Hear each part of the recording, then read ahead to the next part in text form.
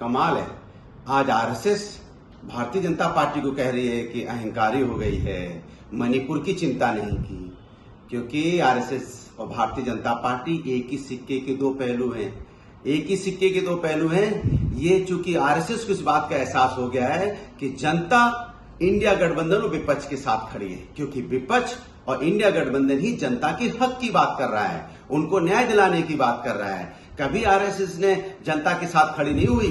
लगातार जब ये आज आरएसएस को याद आया है कि जनता के साथ अन्याय हुआ या ये सरकार अहंकारी थी, तब आरएसएस को नहीं याद आया जब यहाँ पे मेहमान पहलाएं घसीटी जा रही थी, तब आरएसएस को नहीं याद आया कि किस तरह से मणिपुर जल रहा था, हाथरस की बेटी के साथ अन्याय हो रहा था, बीएचयू में बेटियों के साथ अन्याय हुआ, तब तो नहीं आरएसएस को ध्यान आया। आरएसएस को तब ध्यान नहीं आया जब यहाँ किसान धरने में बैठा था, किसान आत्महत्या कर रहा था, छात्रों के पर्चे लीक हो रहे थे, युवा यहाँ पे बेरोजगारी से आत्महत्या कर रहा था, महंगाई बेरोजगारी बढ़ी थी पूरी तरह से, तब तो आरएसएस जनता की चिंता करने नहीं आया। आज क्यों चिंता करने आया? क्योंकि जनता ने आरएसएस और बीजेपी दोनों को नकार दिया है। इसलिए आरएसएस बीजेपी को बचाने के लिए, ये दिखाने के लिए कि नहीं नहीं नहीं नहीं हम जनता के बीच में जाते हैं, जनता की बात करेंगे जिससे कि आप बीजेपी को बचा लो। अरे जनता सब जानती है, आरएसएस और बीजेपी दोनों एक हैं। अब जनता की बात करने से कुछ नहीं होगा, क्योंकि जब जरूरत थी तब आपने जनता की चिंता नहीं की। जब जनता को जनता तकलीफ में थी, दर्द में थी, तब आरएसएस ने जनता की बात नहीं की। इसलिए आरएसएस बीजेपी को न बचाए,